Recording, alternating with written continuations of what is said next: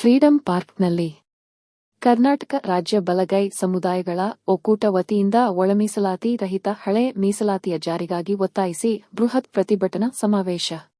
ಆಯಾ ರಾಜ್ಯಗಳಿಗೆ ಅಧಿಕಾರವಿದೆ ಎಂದು ತೀರ್ಪು ನೀಡಿದ್ದು, ಪರಿಶಿಷ್ಟ ಜಾತಿಯಲ್ಲಿ ಬರುವ ಎಲ್ಲ ಉಪಜಾತಿಗಳಿಗೂ ಸೂಕ್ತ ಪ್ರಾತಿನಿಧ್ಯ ಸಿಗದ ಬಗ್ಗೆ ಖಚಿತವಾದ ಅಂಕಿಅಂಶಗಳ ವರದಿ ಆಧಾರದ ಮೇಲೆ ಹಾಗೂ ಅಗತ್ಯವಾದ ಪೂರ್ಣ ಅಂಕಿಅಂಶಗಳನ್ನು ಪಡೆದು ಒಳಮೀಸಲಾತಿ ನೀಡಬಹುದೆಂದು. ಆದರೆ ಅನುಕೂಲ ಸಿಂಧು ರಾಜಕೀಯಕ್ಕಾಗಿ ಮನಸ್ಸಿಗೆ ಬಂದಂತೆ ಒಳಮೀಸಲಾತಿ ನೀಡಲಾಗದು ಎಂದು ರಾಜ್ಯ ಸರ್ಕಾರಗಳು ಮಾಡುವ ಮೀಸಲಾತಿ ವರ್ಗೀಕರಣವು ನ್ಯಾಯಾಂಗದ ಪುನರ್ ಪರಿಶೀಲನೆಗೆ ಒಳಪಟ್ಟಿರುತ್ತದೆ ಎಂದು ತೀರ್ಪಿನಲ್ಲಿ ಸ್ಪಷ್ಟಪಡಿಸಿದೆ.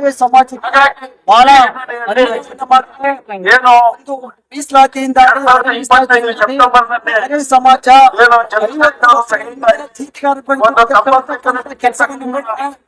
ಒಂದು ಸಂಗ್ರಾಮ ಸರ್ಕಾರ ಯಾವ ಉದ್ದೇಶದಿಂದ ಮಾಡೋದಂದ್ರೆ ಈ ದಲಿತ ಮುಖ್ಯಮಂತ್ರಿ ಮಾಡತಕ್ಕಂಥ ದಶಕಗಳಲ್ಲಿ ದಲಿತ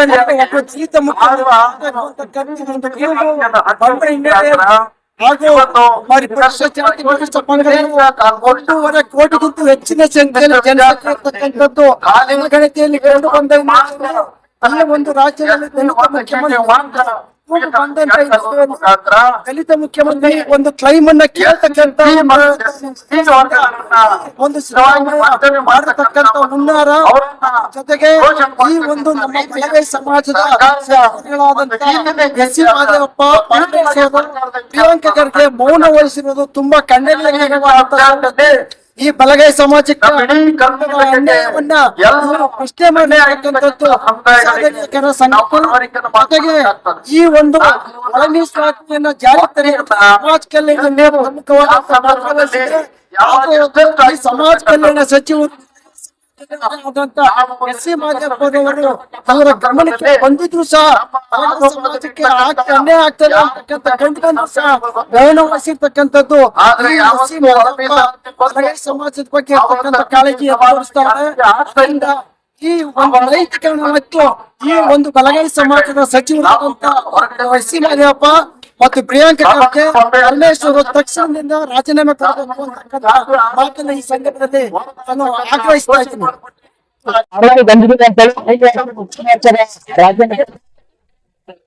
ಸಂವಿಧಾನಿಕ ಬೆಂಗಳೂರಿನ ಸ್ವತಂತ್ರ ನಡೆಸತಕ್ಕಂತ ರಾಜ್ಯದ ವಿವಿಧ ಮೂಲಗಳಿಂದ ಅನೇಕ ಜನರು ಆಗಮಿಸುತ್ತಿದ್ದು ಒಂದು ಸುಮಾರು ನೂರಾರು ಕಾರ್ಯಕರ್ತರಿಂದ ಆಗಮಿಸಿ ಗ್ರಾಮೀಣ ನೋಡಿಕೊಂಡು ಸ್ವತಂತ್ರ ಉದ್ಯಾನವನದಲ್ಲಿ ಪ್ರವೇಶ ಮಾಡ್ತಕ್ಕಂತೆ ಜಯವಾಗಲಿ ಅಂತ ಆಗ್ತಿದ್ದವು. ಬಂದು ನಮಗೆ 15 ಜನರು ಒಳಗಡೆ ಸುಮಾರು 1 ಗಂಟೆಗಳ ಕಾಲ ಹಾಕಿದ್ರು. ಅವಾಗ ನಾವು ಮಾಧ್ಯಮ ಚಿತ್ರವಿದೆ ಮತ್ತು ಈ ಹೋರಾಟದ ಪುರಂಗತೆಯನ್ನು ವಹಿಸಿರುವಂತ ಧ್ಯಾನ್ ಪ್ರಕಾಶ್ ಸ್ವಾಮೀಜಿ ದೂರವಾಣಿ ಕರೆ ಮೂಲಕ ಮಾತನಾಡುವಂತದ್ದನ್ನ ಆಲಿಸಿದ ಪ್ರೇಮಿಸಿದ್ದಾರೆ ತಕ್ಷಣದಿಂದ ನಮ್ಮನ್ನ ಬಿಡುಗಡೆ ಮಾಡ್ತಾರೆ. ಅದಕ್ಕಾಗಿ ಈ ಒಂದು ಹೋರಾಟವನ್ನು ಹತ್ತಿಕ್ಕಕ್ಕೆ ಪ್ರಯತ್ನ ಮಾಡತಕ್ಕಂತ ಪೊಲೀಸ್ ಇಲಾಖೆಯವರ ಮೇಲೆ ಕಾನೂನು ಕ್ರಮ ಕಾನೂನು ಕ್ರಮ ಕೈಗೊಳ್ಳಬೇಕು ಅಂತ ನಾವು ಇವತ್ತು ನಮಗಾಗಿರುತ್ತೆ. ಇನ್ನು ಅನೇಕ ಜನರಿಗೆ ಈ ರೀತಿ ನಮಗೆ ಕಂಡು ಬರ್ತದೆ. ಅದಕ್ಕೆ ಈ ರೀತಿ ನೇರತಕ್ಕಂಥ ದಿನಮಾನಗಳಲ್ಲಿ ಹೋರಾಟವನ್ನು ಹತ್ತಿಕ್ಕಂತ ಸ್ವಲ್ಪ ಆಗಬಾರ್ದು. ನಾವು ಭಾರತೀಯ ಸಂವಿಧಾನದ ಚೌಕಟ್ಟಿನಲ್ಲಿ ಹೋರಾಟ ಮಾಡಬೇಕು. ಬರ್ತಕ್ಕಂಥ ಸಂವಿಧಾನವಾದದ್ದು ನಾವು ನಮ್ಮ ಹೋರಾಟವನ್ನ ನಾವು ನ್ಯಾಯಯುತವಾದ ನ್ಯಾಯವನ್ನು ಪಡೆಯಲಕ್ಕ ನಾವು ಇವತ್ತಿನ ಹೋರಾಟ ಮಾಡ್ತಾ ಇದ್ದೀವಿ. ಅದಕ್ಕೆ ಮೂಲಕ ನಾವು ಆಗ್ರಹ ಮಾಡ್ತಾ ಇದ್ದೀವಿ ಸರ್.